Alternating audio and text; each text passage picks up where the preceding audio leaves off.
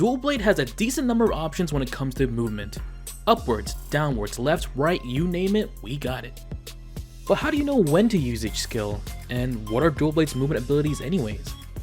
Well, I'm glad you asked. Let's take a look at all the movement abilities available to Dual Blade right now. Starting with first job, we have the standard flash jump, and as a thief, you can even use 2 flash jumps before landing on the ground. When you advance to a blade recruit, you now have access to Tornado Spin. This skill rushes your character towards the direction you are facing. Additionally, you unlock Recruit's Agility, your basic up jump skill. Keep in mind that Flash Jump and Recruit's Agility are mutually exclusive. After advancing to a Blade Specialist, you unlock the skill Flying Assaulter. Flying Assaulter requires you to be airborne, as well as the fact that you can't be too close to the ground already. This skill propels your character forward with a downward trajectory. Upon reaching Blade Lord, another addition to your roster of movement abilities is Blade Ascension. This skill is highly flexible. An enhanced version of the skill can be used once while grounded with the up arrow key. While airborne, you can use the enhanced version once as well.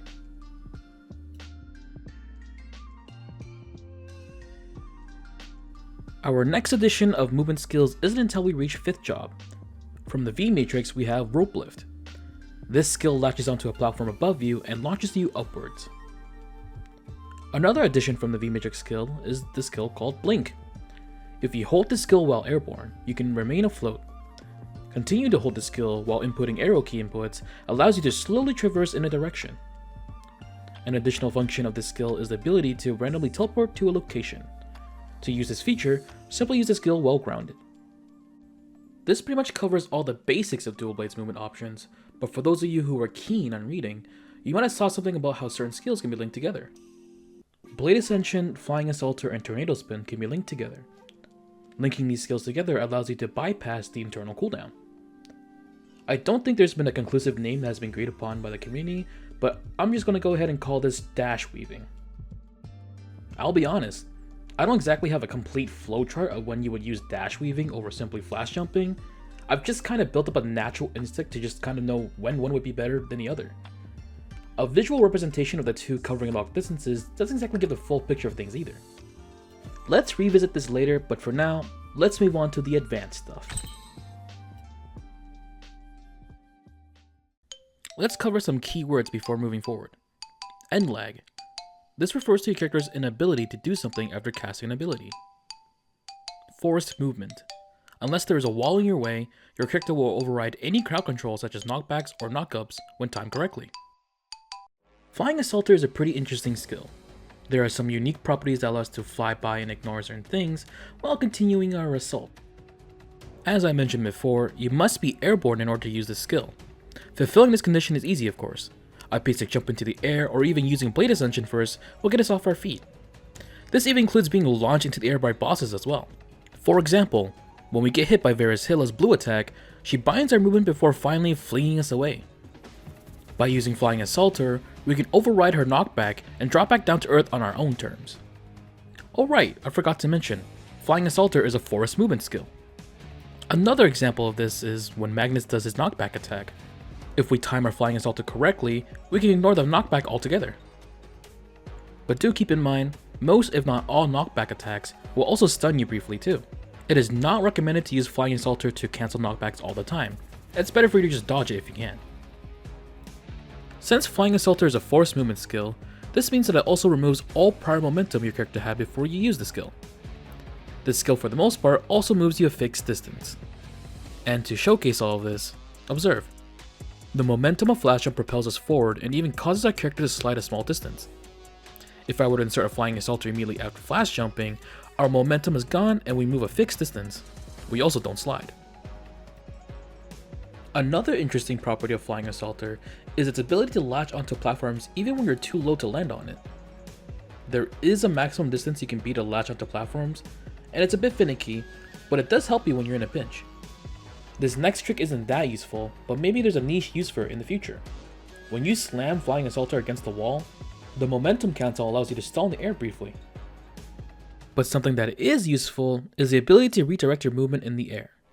In this clip, I made the mistake of using my second flash jump. This means my only means of turning around is using Flying Assaulter, and in doing so, I narrowly avoided disaster. While Flying Assaulter can be the reason why you were able to dodge something, it can also be the very reason why you got hit by something afterwards too. That's because the end lag on this skill is pretty bad. Take a look at how long it takes me for me to finally start attacking after using Flying Assaulter. This is also true for Tornado Spin. And speaking of which, let's talk about Tornado Spin some more. Tornado Spin has unique properties of its own too, and just like Flying Assaulter, it is a forced movement skill. However, unlike Flying Assaulter, you cannot use Tornado Spin while airborne. Instead, you must be grounded in order to use the skill. Here's an example of utilizing Tornado Spin's forced movement. We are able to nullify Colossus' knockback attack, but keep in mind, we are still stunned and therefore can't do anything for a brief moment. Earlier I mentioned that Tornado Spin also has pretty bad end lag, but despite this fact, it is still good enough to use in quick succession to dodge things. Honestly, there isn't much else to say about this skill on its own. It's still pretty reliable, but it could even be better if it had lower end lag or could animation cancel like Buccaneer's Corkscrew or Juan's Final Charge. That leads us to the next skill, Blade Ascension. Again, this skill is incredibly flexible and gives us insane mobility in the air. When used consecutively, you can gain a lot of height while also covering a lot of distance. Unlike Flying Assaulter where you must be airborne, and unlike Tornado Spin where you must be grounded, you can use Blade Ascension airborne or grounded. Here's a comparison of the regular Blade Ascension, the enhanced one, and combining the up jump with the enhanced one. It's also important to note that when you use a recruit's agility with any Blade Ascension, you will be locked out of using further Blade Ascensions until you land. This means your only option of movement after the fact is Flying Assaulter or using Blink. With some clever insertions of Flash Jump, we can boost our trajectory upwards before we begin descending. By combining Blade Ascension with Flash Jump and Blink, we can air stall and reposition ourselves. In this clip, we needed red strings to prep our gauge for a burst cycle. I was able to get to the red strings in time and elegantly get back to my starting position. In certain bosses, quickly gaining height can allow you to dodge some attacks. For example, in Dark Now, his Wind Slash covers a large area of the map. Using Recruit's agility and the enhanced Blade Ascension, I was able to blink and air stall to dodge out of Dark Now's area of damage. In a similar fashion, you can also do this for Will's Eye Tornado. Overall, Blade Ascension is a powerful tool. Although it outshines Recruit's agility in most aspects, it is an additional option, and having more options is always a good thing. It's time to talk about Blink. As shown before, you can stop your momentum and air stall to reposition yourself. Because of these properties, we can make some pretty precise movements as needed. For example, in this clip, Lotus's laser gel has the entire bottom left area covered. With quick reactions though, I opted to air stall in the pocket of the triangle until it resolved. You can also utilize the randomness of Blink to make a quick escape. There will be times when blinking to a random spot is your only option of survival. Additionally, you can even use Blink to get back on top of the boss as soon as possible. There's also some silly things you can do with Blink, like becoming a helicopter, or getting up close and personal with Gloom and jabbing its eye out. And finally, you can also use Blink to cancel knockbacks since it removes all momentum while you're airborne. Blink is surprisingly versatile.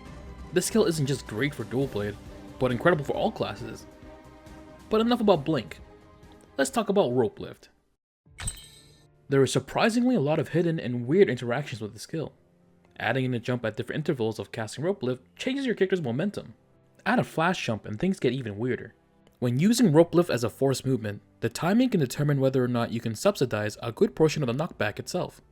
There is a lot to be explored when it comes to figuring out and understanding the nuances of Rope Lift, but I'll leave that to the curious. Many of the uses you could get from Rope Lift seems to be very niche and requires frame perfect inputs on top of timing it against boss attacks in order to get consistent results.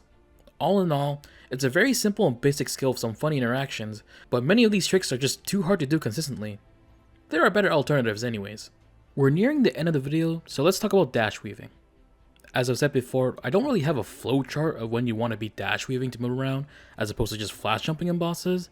What I can say is, Flying Assaulter and Tornado Spin gets your character from point A to B faster than flash jump. So in situations where you need to dodge something as soon as possible, each of them, or the use of both of them, can be the difference as opposed to just flash jumping. I definitely feel more comfortable dodging Serum Pillars with dash weaving, especially because Serum Pillars can be so unpredictable. But that isn't to say that Flash Jump can't get the job done either. Take this clip for example in Sunset. Some clever uses of Blink and good timing of Flash Jumps allow me to dodge everything. There's also this tech you can do with dash weaving.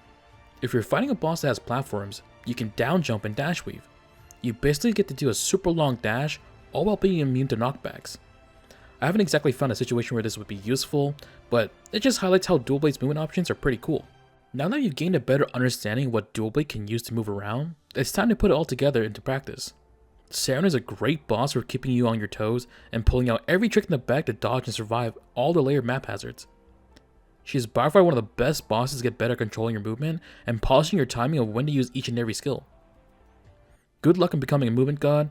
Thanks for watching, please like and subscribe, and as always, I appreciate the support. And until next time, take care and have a good one.